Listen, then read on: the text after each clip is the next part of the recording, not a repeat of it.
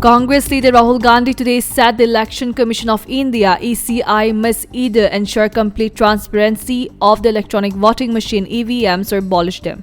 The latest statement of the Congress leader came a day after he called EVMs a black box in India that cannot be scrutinized in the wake of a media report claiming EVM hacking at Mumbai Northwest Parliamentary constituency in the recently concluded Lok Sabha polls. The poll panel official, however, rejected the EVM hacking claim. Union Home Minister Amit Shah today chaired a high-level meeting to review the security situation in Manipur.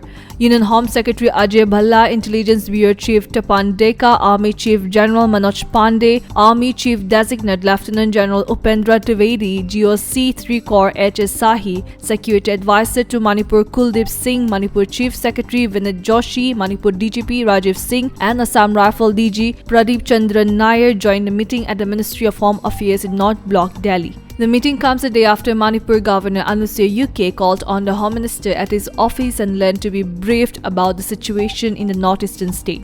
The meeting was held at the Ministry of Home Affairs as fresh violence was reported in the northeastern state of Manipur. Union Railway Minister Ashwini Vaishnav has now announced an enhanced ex gratia of Rs 10 lakh for the keen of those who lost their life in the Kanchenjunga Express train accident in West Bengal today.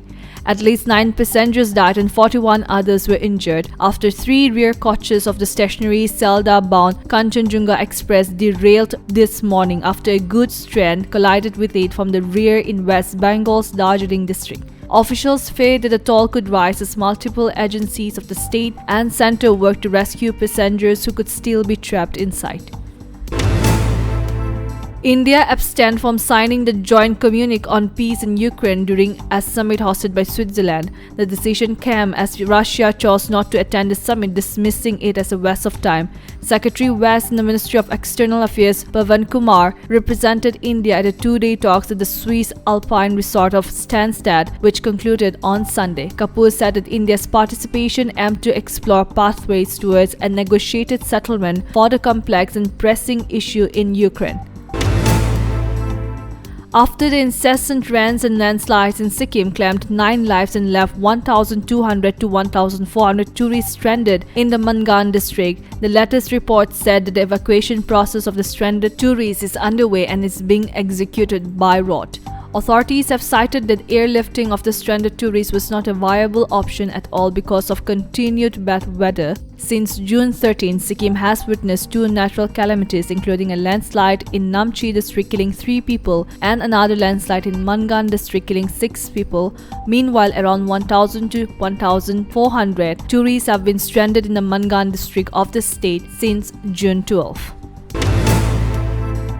Russian President Vladimir Putin will arrive in North Korea tomorrow for a 2-day visit, his first in 24 years, both countries announced. Putin is expected to meet North Korean leader Kim Jong-un for talks focused on expanding military cooperation as they deepen their alignment in the face of separate, intensifying confrontations with Washington. The visit comes amid growing international concern about an arms arrangement in which Pyongyang provides Moscow with badly needed munitions to fuel Putin's war in Ukraine in exchange for economic assistance and technology transfers that would enhance the threat posed by Kim's nuclear weapons and missile program.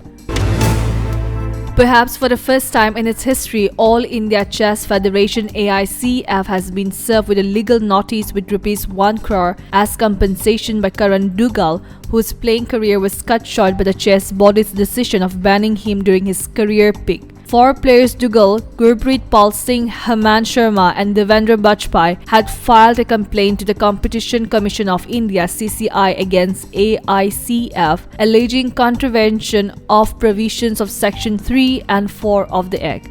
The players had complained to CCI that their ELO rating points were removed by AICF without giving any prior notice due to their participation in the chess tournament sponsored by the Chess Association of India (CAI) in 2010, which was not authorized by AICF.